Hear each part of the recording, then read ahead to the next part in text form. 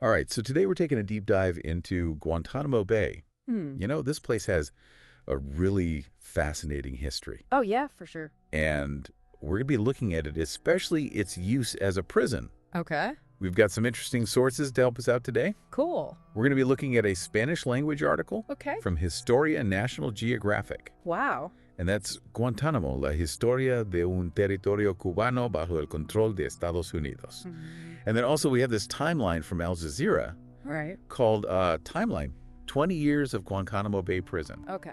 So get ready for some twists and turns, Sure. because we're going all the way back to Columbus to kick things off. Wow. That's a long way back. Yeah, so this place that Columbus saw, he Yeah. was just blown away by its beauty Really? in the beginning. Hmm. And it's so crazy how it became this place Yeah. that's associated with like captivity and Mhm. international controversy. It is really ironic. Yeah, and the Historia National Geographic article actually quotes Columbus. Oh, wow. He's like, I have never seen anything so beautiful. Wow. Full of trees, beautiful and green with flowers and fruits. It sounds like paradise. I know, right? Like total paradise. Wow. So to understand how we got from that Yeah. to like the Guantanamo we know today, Right.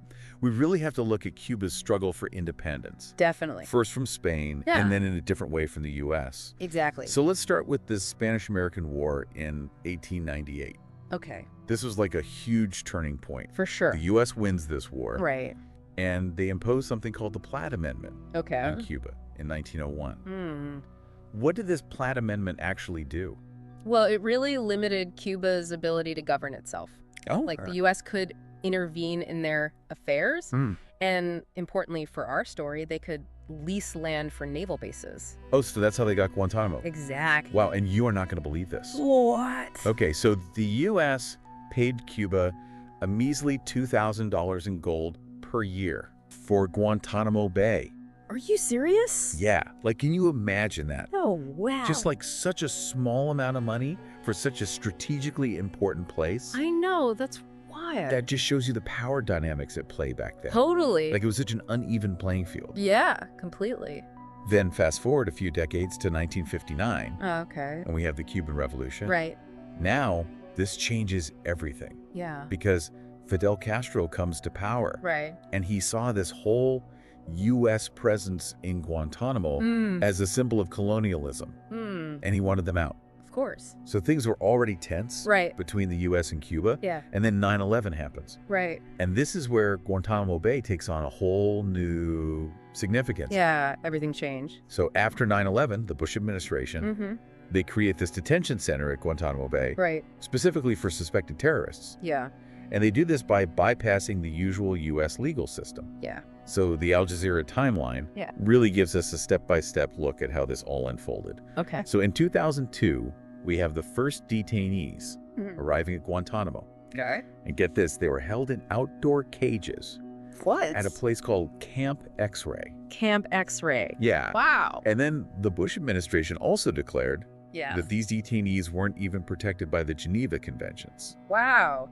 Now, this is a huge deal, right? Yeah. What are the Geneva Conventions? They're basically like this set of international rules Okay. about how prisoners of war should be treated. Oh, okay.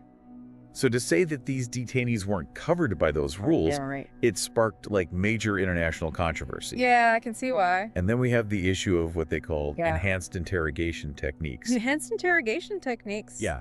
What's that? It's basically a euphemism for torture.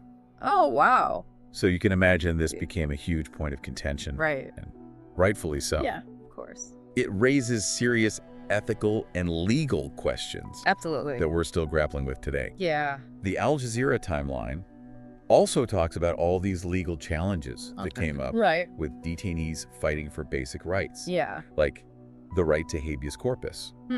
Now, what is habeas corpus? Habeas corpus is basically the right to challenge your detention in court.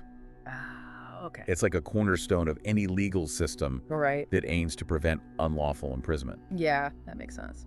So these court cases, Uh-huh. which went all the way up to the Supreme Court, Wow. were really about whether or not these detainees at Guantanamo Yeah. had any legal recourse at all. Wow. And did the Supreme Court rule in favor of the detainees? Well, yeah, they did. Oh, wow. In several landmark rulings, they actually affirmed Okay. that detainees at Guantanamo, even those accused of terrorism, Right. still had the right to habeas corpus. Okay. So it was a major legal victory for sure. Yeah. Although putting those rulings into practice proved to be quite difficult. Okay, so then Obama comes into office, Yeah. and he promises to close Guantanamo. Right. But things didn't exactly go as planned. Yeah, it's complicated. Yeah, so what happened? Well, Obama faced these huge political obstacles, Yeah. and he ended up having to backtrack on his promise. Oh, wow. And the military tribunals, Okay. which are separate from the civilian court system, Right. they continued. Okay. So Guantanamo remained open. So then Trump comes along. Yeah, He, of course, keeps Guantanamo open. right. And there were even reports that he considered Right. sending COVID-19 patients there. Oh, wow. Can you imagine? Yeah, it's crazy. It's just a reminder Yeah. of how Guantanamo, regardless of who's in office, Uh-huh. continues to be the symbol of anxiety, Yeah, especially in times of crisis. right. Okay, so then we have Biden. Mm. Now, Biden also said he wanted to close Guantanamo, Mm. but so far he hasn't been able to do it. It's a tough situation. It's really tangled up. It is. There are some serious legal and political roadblocks. Yeah, but before we go any further, Oh, wait. I think we need to take a closer look at the human side of this story. Yeah, for sure. Because behind all these legal battles Right. and all this political maneuvering Right. are real people Exactly. whose lives have been deeply affected by Guantanamo. Right. And I think their stories Yeah, really help us understand the real human cost for sure. of what's been happening there. So our sources actually mention several specific detainees Okay. whose cases really highlight just how complex all of this is. Okay. Let's hear about them. So for example, there's Yasser Issam Hamdi. Okay. He was a U.S. citizen Oh, wait. who was held at Guantanamo Okay. before being transferred to military custody in the U.S. Mm-hmm. His case really raised questions Yeah. about what rights citizens have Yeah. when they're accused of terrorism. That's a really tough question. Yeah. And then there's the story of the 3 detainees Okay. who died by apparent suicide in 2006. Oh, wow. Their deaths sparked investigations into the conditions at Guantanamo Okay. and the psychological toll of indefinite detention. Yeah. It sounds really rough. Yeah, it was a very dark chapter. Hmm. We also can't forget Lakhdar Boumediene. Okay. His legal challenge actually led to that landmark Supreme Court ruling that we were What? talking about earlier, Right. the one that affirmed detainees' right to habeas corpus. Uh-huh. So his case was a real turning point. Okay. It established this precedent that continues to have implications for detainees' rights. That's huge. And then there's the story of Mohammed El-Ghorani. Okay. He was the youngest person ever held at Guantanamo. Wow, how He young. was just a teenager. A teenager. Yeah. And he was eventually released. Okay. But his experience there is really disturbing. Yeah, it's crazy to think about. It raises these really fundamental questions about the legal and ethical implications Yeah, of detaining minors in this kind of context. for sure. And then there's Shaker Emmer, the last British resident held at Guantanamo. Okay. He was finally released after 14 years. 14 years. Yeah, so his case really highlights Okay. the international dimensions of this whole Guantanamo situation. Yeah, it wasn't just an American issue. Right. It really became a global concern. Exactly. And more recently, there's Majid Khan. Okay. Now he publicly testified About what? about being tortured at a CIA black site. Oh, wow. And his story just brings the horrors of those practices Right. into sharp focus. It's hard to hear about that. Yeah, it's really tough. Hmm. So here we are all these years later. Yeah. And despite efforts by multiple presidents to close Guantanamo, Right. it remains open. Hmm. And there are still dozens of prisoners detained there. Wow. It feels like a symbol of how stuck we are on this issue. Yeah, it really does. And it's not just about the U.S. either. Oh, right. What about Cuba? Yeah, so Castro, Uh-huh. he saw the U.S. presence at Guantanamo Right. as a violation of Cuba's sovereignty. And he wanted that land returned. Right. It adds another layer of complexity God. to this already super complicated story. For sure. So the future of Guantanamo Bay remains uncertain. It does. And I think understanding its past, Yeah. all the legal battles, Yeah. the human stories, Yeah. and the international implications Yeah. is essential Correct. to really grasping the full picture. Absolutely. Yeah, it really makes you think, what does Guantanamo say about the U.S.? Right. About their commitment to their own ideals? It's a tough question. It is? Like, on one hand, you have this nation that's built on Yeah. these principles of liberty and justice for all, but then you have this place, Guantanamo, Right. where people can be held indefinitely without even a trial. Yeah, it seems like a contradiction. It really does. It creates this tension Yeah. between these core American values Right. and the actions that they've taken in the name of security. And it's not even just about the detainees themselves, right? No, you're right. It's about how this whole situation Yeah. makes the U.S. look to the rest of the world. Exactly. Guantanamo has become a symbol, like a focal point for criticism of U.S. foreign policy. Some people see it as this betrayal Yeah. of the very values that the U.S. claims to uphold. So we keep hearing about these attempts to close Guantanamo, Right. but it remains open. It does. So what's standing in the way? Well, there are a lot of factors. Like, Well, legally, it's a total minefield. okay. I mean, what happens to the detainees if Guantanamo closes? Yeah, where do they go? Exactly. Where are they tried? Right. Can they be integrated back into society? These are not easy questions to answer. No, they're not. And then there's the political side of things, too. Oh, absolutely. Like, nobody wants to be seen as soft on terrorism. Exactly. It's a political hot potato. Closing Guantanamo is seen as this risky move. Yeah. Something that could be used against a politician by their opponents. So it's easier to just kind of keep things as they are, Yeah. even if the status quo is problematic. So are we stuck in this loop forever?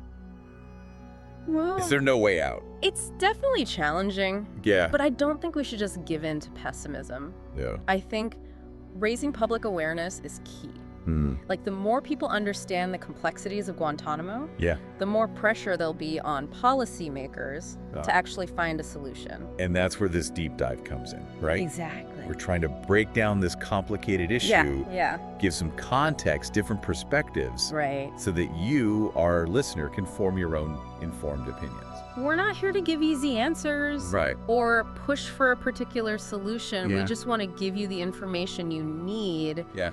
to really engage in this crucial debate. So it's about encouraging that critical thinking Uh-huh. and understanding the nuances, the human stories Right. behind the headlines. Because Guantanamo is more than just a legal case or a political talking point. It's about real people. It is.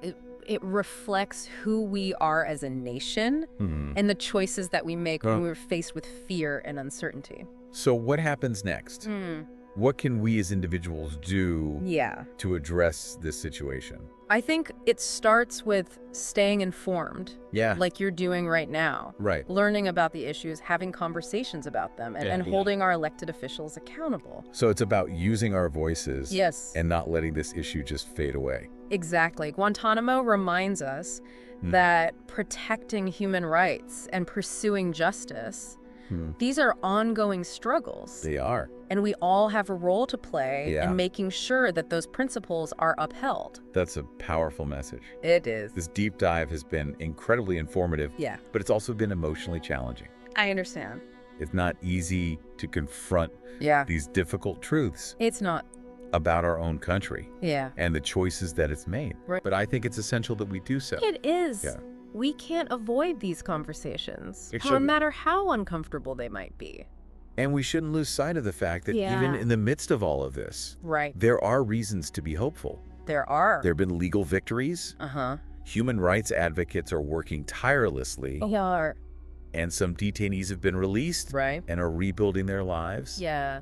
These are all reminders that change is possible. They are. It's a reminder that we can't give up Yeah. on the pursuit of justice, Yeah. on the belief that a better world is possible. And that's the key takeaway from this deep dive. I think so. Guantanamo is a challenge, It is, a real test of our values, for sure. but it's also a chance to reaffirm our commitment Yeah. to human rights and the rule of law, Uh-huh. even when things are tough. Even when things are tough. It's a call to action, It is. a reminder that we all have this responsibility Yeah. to speak out against injustice Right. and work towards a more equitable and humane world. I couldn't have said it better myself. So I think we've covered a lot of ground today. We have. We've gone over Guantanamo's history, Right. the legal and political complexities, Yeah. and the ethical challenges that it presents.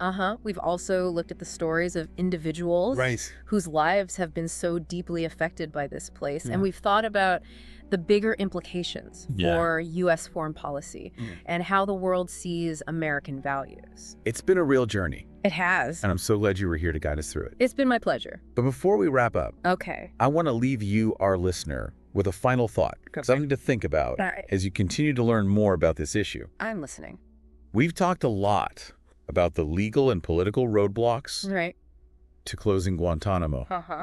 But what about the moral obligation? What does it say about us as a society if we continue to allow this? The indefinite detention of individuals without trial, no matter the circumstances. That is a profound question. It is. And one that deserves careful consideration. For sure. At the end of the day, what happens with Guantanamo isn't just a legal or political matter. It's a reflection of our values, our humanity, and whether we're willing to uphold the principles of justice for everyone. It really challenges us to think about what kind of society we want to be. It does. Like, do we want to be a society that prioritizes human rights? Even when it's difficult, even when it's politically unpopular. A society that sets these high standards for itself and doesn't compromise its values when it's afraid. Exactly. And that challenge applies to each of us. Not just the people making policy. We need to examine our own biases, our own assumptions about what justice and security really mean. So it's about having those tough conversations with our friends and family. And challenging those stories that we hear that make the other seem less human. You got it, the fight for justice at Guantanamo. It's part of a much bigger fight for human dignity and equality everywhere. It reminds us that the fight for human rights never really ends. It doesn't. We have to stay aware. We do. And push back against anyone who tries to chip away at those rights. Absolutely. Whether it's in the name of security or just because it's convenient. And that awareness means staying informed. Like you're doing right now. It means demanding transparency from our leaders and never stopping our efforts to create a world where justice and human rights aren't just ideas, but realities. So as we wrap up our deep dive into Guantanamo Bay, I hope you, our listener, come away with a renewed sense of purpose. Me too. A commitment to learning more, engaging in these important conversations, and being a part of the solution. I hope so too. And remember, even in the darkest situations, there's always hope. The work of advocates, the legal victories, the stories of detainees who have been released and are rebuilding their lives. These all show us that change is possible. This has been a truly eye-opening journey. It has. Thank you so much for sharing your expertise with us. Of course. And helping us navigate this really complex and challenging topic. The pleasure was all mine. And to you, our listener, thank you for joining us on this deep dive. Thanks for listening. We hope you found it informative and thought-provoking. We do. So keep asking questions, keep challenging what you hear, and keep fighting for a world where justice prevails.